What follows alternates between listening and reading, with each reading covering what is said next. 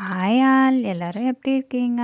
இன்னைக்கு நம்ம புத்தக உலகம் பை கி ராஜநாராயணன் இந்த சிறுகதையை தான் பார்க்க போகிறோம். திருடங்கங்களை பார்த்தா எப்படி மணிப்பர்ஸ் ஜாக்கிரதைன்னு சொல்லுவாங்களோ அதே மாதிரி திருமான் வேங்கடம் நம்ம கதையோட ஹீரோ.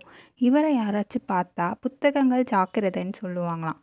ஏன்னா அந்த அளவுக்கு புத்தகங்களை யார் கையிலையோ இல்லை பேசுகிறப்ப யார்ட்டையாச்சும் இருக்குன்னு தெரிஞ்சிட்டாலோ நைஸாக பேசி அந்த புத்தகங்களை வாங்கிட்டு போயிடுவாராம். மேடை பேச்சாளராகவும் இருக்கிறாரு. அப்படி அவர் பேசுகிறதுக்கு சன்மானமாக பணத்துக்கு பதிலாக புத்தகங்கள் கொடுத்தா ரெட்டிப்பு சந்தோஷம் அடைவாராம். அவ்வளோ புத்தக விரும்பியாக இருக்கிறார். நூலக ஆண்டு விழா நடைபெற்றுருக்கு. அதில் சில பேர் வேங்கடத்தை முதல் முறையாக சந்திக்கிறாங்க. அவர் புடவை கடையை ஒரு பொண்ணு முறைச்சி பார்க்குற மாதிரி பார்த்துக்கிட்டு இருக்காரு. ஆனால் இவங்களுக்கெல்லாம் அதை பார்த்தா வேடிக்கையாக தெரியுது. தலையில் வழுக்கையுமா மூக்கு கண்ணாடியை போட்டுக்கிட்டு ஒரு நடுத்தர வயசை தாண்டின மனுஷரை நூலகர் ராமானுஜம் அவங்களுக்கு அறிமுகப்படுத்துகிறாங்க. அந்த விழாவில் சிறப்பு சொற்பொழிவு ஆற்றுறதுக்காக திருமான் வேங்கடம் அங்கே வந்திருக்காரு. அவர் ஒரு வசதியான விவசாயி. அவரோட பொழுதுபோக்குக்காக புத்தகங்கள் படிக்கிறதா கேட்டு தெரிஞ்சுக்கிறாங்க. அவரோட வீட்டில் நிறைய புகழ்பெற்ற நூல்கள் இருக்கிறதா சொல்கிறாரு. அன்னைக்கு சொற்பொழிவில் எல்லாரையுமே உட்கிற மாதிரி உயிருள்ள புத்தகங்கள்ன்ற தலைப்பில் பேசி அரங்கையே அப்பளம் நொறுங்கிற அளவுக்கு கைத்தட்டல்கள் கேட்குற மாதிரி செஞ்சிருக்காரு. மேடையில் மட்டும் இல்லை, நேர்லையும் வேங்கடம் அசத்துற மாதிரி தான் பேசுவாராம். தலையணைக்கு பதிலாக புத்தகம் வச்சு பாருன்னு நினைக்க தோணிடுமா. யாருமே அவங்கள அதுக்கப்புறமா அவரை பெருங்கையோட பார்த்ததே இல்லையா. எப்போவும் ஏதாச்சும் ஒரு புத்தகம் அவங்க கைகளில் இல்லைன்னா கக்கத்தில் வச்சுக்கிட்டே நிற்பாராம். பஜாரில் அவரை இவங்களில் ஒருத்தர் பார்க்குறாரு. அப்போ கையில் ஒரு தடித்த பெரிய பைண்ட் செய்யப்பட்ட புத்தகம் இருக்கிறத பார்த்துட்டு, என்ன இந்த மனுஷன் பவானி ஜமுக்காலம் ஏஜெண்ட்டாக ஆயிட்டாரோ அப்படின்னு நினச்சிட்டு இவர்கிட்ட வந்து, என்னையா அது அப்படின்னு கேட்குறாரு. அந்த புத்தகத்தை ஒரு கையால் வாங்கவே முடியலையாம். 2 கைகளையும் நீட்டி வாங்கி பிரித்து பார்க்குறாரு. தஞ்சை ஆப்ரஹாம் பண்டிதர் எழுதி வெளியிட்ட கர்ணாமிருத சாகரம்ங்கிற இசை சம்பந்தமான நூல். இவரும் அந்த நூலை பற்றி கேள்விப்பட்டிருக்கார், ஆனால் அதை பார்த்ததில்லை. அந்த புத்தகத்தோட சிறப்புகளை வேங்கடம் வர்ணிக்க ஆரம்பிக்கிறாரு. இவருக்கு எப்படியாச்சும் அந்த புத்தகத்தை வாங்கி படிச்சிடணுன்னு ஆசை வருது. அதனால் பக்கத்தில் இருக்க அவரோட வீட்டில் சில புத்தகங்கள் இருக்குது அப்படின்னு வேங்கடத்திட்ட சொல்கிறார். அவரும் அதை பார்க்கலாம் அப்படின்னு சொல்லிட்டு அவரோட வீட்டுக்கு போகிறாரு. அங்கே போயிட்டு அவர்கிட்ட இருந்து சில புத்தகங்களை வாங்கிட்டு தாங்கிட்ட இருக்க புத்தகத்தில் இன்னும் சில பக்கங்கள் தான் பாக்கி இருக்குது அப்படின்னு சொல்லிட்டு அதையும் எடுத்துகிட்டு எஸ்கேப் ஆகிடுறாரு. தாங்கிட்ட இருக்க சிறப்பான புத்தகங்களை காமிச்சு நிறைய மனிதர்களோட ஆசையை தூண்டி அவங்கக்கிட்ட இருக்க நல்ல நல்ல புத்தகங்களை வேங்கடம் கொண்டு போயிட்டுறாரு. இவர்கிட்ட புத்தகங்களை பறி கொடுத்தவங்கலாம் ஒன்று சேர்ந்து ஒரு முடிவு செய்கிறாங்க. நூலகர்கிட்ட போய் வேங்கடத்தோட கொடுங்க அப்படின்னு கேட்குறாங்க. அவரும் வேங்கடத்தோட சொந்த ஊர் சுண்டூர் கருமாலைக்கு பக்கத்தில் இருக்குது அப்படின்னு சொல்கிறாரு. இந்த நூலகத்துக்கு ஒரு வாத்தியார் வருவார், பொன்னையா பிள்ளைன்னு பேர். அவர் வீடு கூட பக்கத்தில் தான் இருக்குது அப்படின்னு விசாரித்து பாருங்க அப்படின்னு சொல்கிறாரு. இவங்களுக்கும் அவரை தெரியும். அந்த நூலகத்துக்கு வரப்போ சில சமயம் இவங்களோட விலாசம் கேட்டுட்ருப்பார். சில சமயம் இவங்களை புலவர் அப்படின்னு கிண்டல் பண்ணுவார். அப்போ சரியா அங்கே பொன்னையா பிள்ளை வந்து சேர்றார். இவங்க புத்தகங்களை பறி கொடுத்த கதைகளை கேட்டதும், ஓ அப்படியா விஷயம், வர ஞாயிற்றுக்கிழமை நான் அந்த பக்கமாக தான் போகிறேன், வேலை இருக்குது, போயிட்டு வந்து பேசிக்கலாம் அப்படின்னு சொல்லிட்டு பள்ளிக்கூடத்துக்கு கிளம்புறாரு. மறுநாள் வெள்ளிக்கிழமை நூலகத்துக்கு விடுமுறை. அதோட நூலகர் வாசகர் சங்க கூட்டம் நடைபெறுது. கூட்டம் நடைபெற ஆரம்பித்ததும் அது அதிர்ச்சியான செய்தி. வேங்கடம் மாடியிலேருந்து தவறி விழுந்து மண்டையில் பலமாக அடிபட்டு இறந்துட்டார் அப்படின்னு சொல்லி. இவங்களுக்கெல்லாம் ஒரே திகைப்பாக இருக்குது. நூலகர் ராமானுஜர் தான் வருத்தத்தோட கூட்டத்தில் பேசுகிறாரு.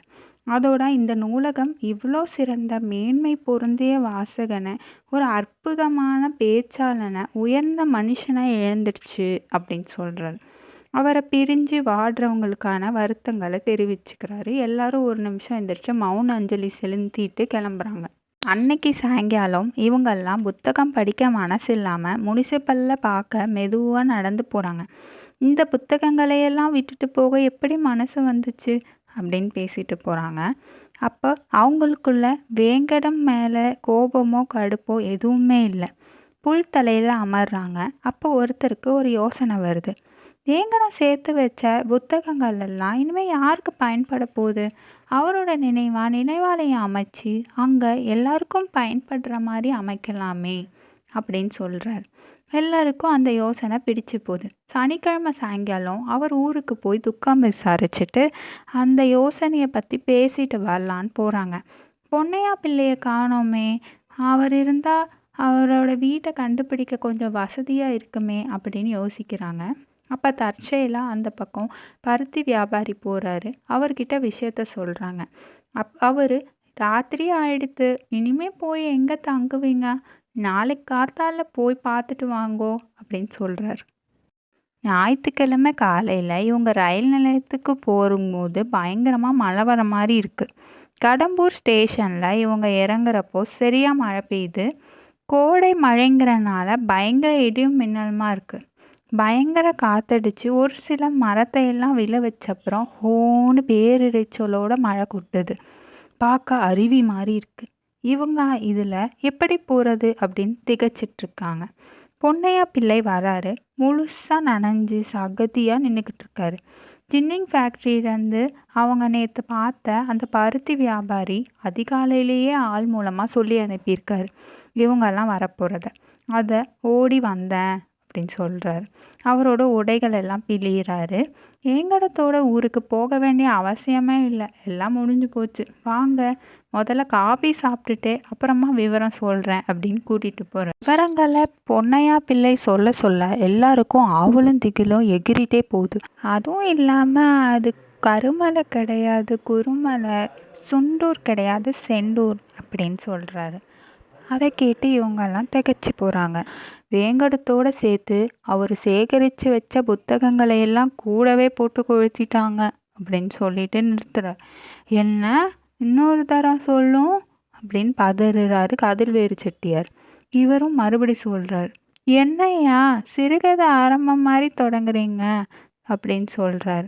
கதைகளை எழுதுகிற சிகாமணி அப்படின்றவர். வேங்கடத்துக்கு தானாக சாவு வரல, மறுபடி பொன்னையா பிள்ளை சொல்கிறார். இவங்க யாருக்கும் குறுக்க பேச தைரியம் வரல.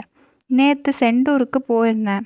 வேங்கடம் வீட்டுக்கு போய் துக்கம் விசாரிச்சுட்டு பக்கத்தில் இருக்க எங்கள் தூரத்து உறவுக்காரங்க வீட்டுக்கு போய் எல்லாத்தையும் விசாரிச்சப்புறம் தான் விவரமே தெரிஞ்சுது. வேங்கடம் ஒரு சுமாரான விவசாயி. புத்தகம்னா கிறுக்கு பிடிச்ச அலைவாராம். இது அவரோட பொண்டாட்டி பையன் இவங்களுக்கெல்லாம் பிடிக்காதான். வேங்கடம் சின்ன பையனாக இருந்தப்பவே அவரோட அப்பா அடிக்கடி சொல்லுவாராம், ஏலே உன்னையும் இந்த புஸ்தகங்களையும் போட்டு கொளுத்துற அன்னைக்கு தான் என் மனசு ஆறும். ஒரு வேலையும் செய்யாமல் ராப்பகலாக ஊர் வழியே புத்தகங்களோடையே இருந்தது இவங்க குடும்பத்துக்கு பிடிக்காம இருந்திருக்கு. இவர் பொண்டாட்டியோட வாக்குவாதமும் மகனோட சதா அடிதடி சண்டையும் நடந்துட்டு இருந்திருக்கு. சம்பவத்தன்னைக்கு பம்பு செட்டு சாவியை தேடி இருக்காங்க. அப்போ இவர் நிம்மதியாக உட்காந்து படிச்சுக்கிட்டு இருந்திருக்காரு.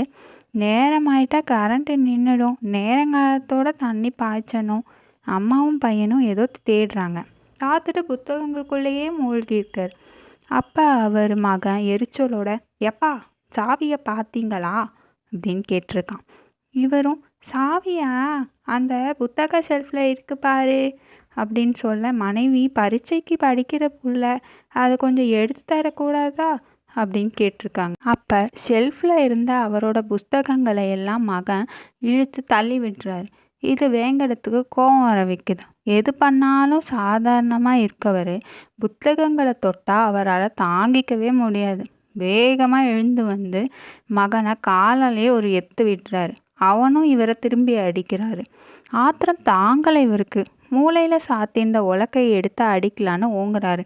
பாஞ்சு வந்து உலக்கையை பிடுங்கி இவர் தலையிலேயே ஒரு போடு போடுறாரு. அவங்க அம்மா வந்து மகனை பிடிக்கிறதுக்குள்ள இவரோட கதை முடிஞ்சு போயிடுது. ஓன்னு அழுதுருக்காங்க. அக்கம் பக்கம்லாம் ஓடி வந்திருக்காங்க. மாடியிலேருந்து விழுந்துட்டதா சொல்லிட்டாங்க. பெத்த மகனையே காட்டி கொடுக்கக்கூடாதுன்னோ அப்பவும் சில பேருக்கு சந்தேகம் வந்திருக்கு. பிறகு மகனே சொல்லி அழுதுருக்கான், ஐயோ என்னை பெத்த அப்பனை நானே கொண்டுட்டேனே பாவி அப்படின்னு. இந்த மாதிரி மரணங்கள்லாம் ஏற்படும் போது கிராமமும் சரி சொந்தக்காரங்களும் சரி வேகமாக ஒத்துழைப்பாங்க. இறந்து போனவங்களுக்கு இஷ்டமான பொருளை அவங்களோடயே சேர்த்து தகனம் செய்வாங்களாம்.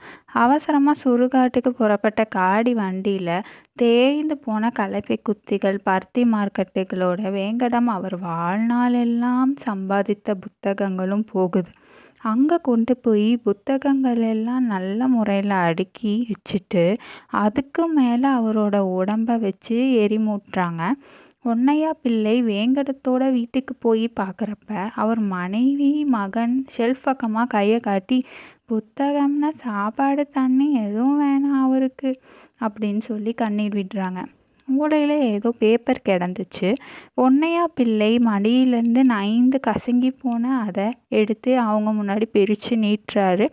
இறந்தவர்கள் வாழும் நிலையும் பேசும் மொழியும் அப்படின்னு பதிக்கப்பட்டிருக்கு. இவங்க புறப்படுற ரயில் வரத்துக்கான மணி கரெக்டாக அந்த சமயத்தில் அடிக்குது. இந்த புத்தக உலகம்ன்ற சிறுகதையை நான் எக்ஸ்ட்ரா வீடியோவில் தான் கேட்டேன். 1.5 வாரமாக என்னால் அதுலேருந்து வெளியில் வரவே முடியல. அவ்வளோ கஷ்டமாக இருந்தது. ஏன் மனுஷங்கள்லாம் இப்படி இருக்காங்க? எல்லாரும் எதை நோக்கி ஓடிட்டுருக்கோம்? அப்படி பணம் சேர்த்தி வச்சு வசதி வாய்ப்புகள்லாம் வச்சுட்டு யாருக்கு விட்டுட்டு போக போகிறோம்? அப்படியே நம்ம எல்லாரும் செஞ்சாலும் அது அவங்களுக்கு போதுமானதாக இருக்குமா? இந்த மாதிரி பல கேள்விகள் எனக்குள்ளே எழ ஆரம்பிச்சுது. வேங்கடம் ஒரு நல்ல மனிதராக இருந்திருக்கலாம். ஆனால் அவரோட ஏழ்மை புத்தகங்களை பறிக்க வச்சுது. அவரோட குடும்பம் அவங்களோட ஆசைகளுக்காக இவரோட ஆசைகளெல்லாம் விட்டுட்டு தங்களுக்காக ஓடணும்னு எதிர்பார்க்குது. ஆனால் இந்த கதையில் யார் மேலேயுமே தப்பில்லை. ஏன்னா நம்ம வாழ்கிற உலகம் அப்படி மாறிடுச்சு. கீராவோட இந்த கதையை எப்பவும் நம்ம மனசுலேயே நீங்காத இடம் பெற்றிருக்கும்னு நான் நினைக்கிறேன். வீடியோ பிடிச்சிருந்தா லைக், ஷேர் அண்ட் சப்ஸ்கிரைப் பண்ணிக்கோங்க. தேங்க்யூ.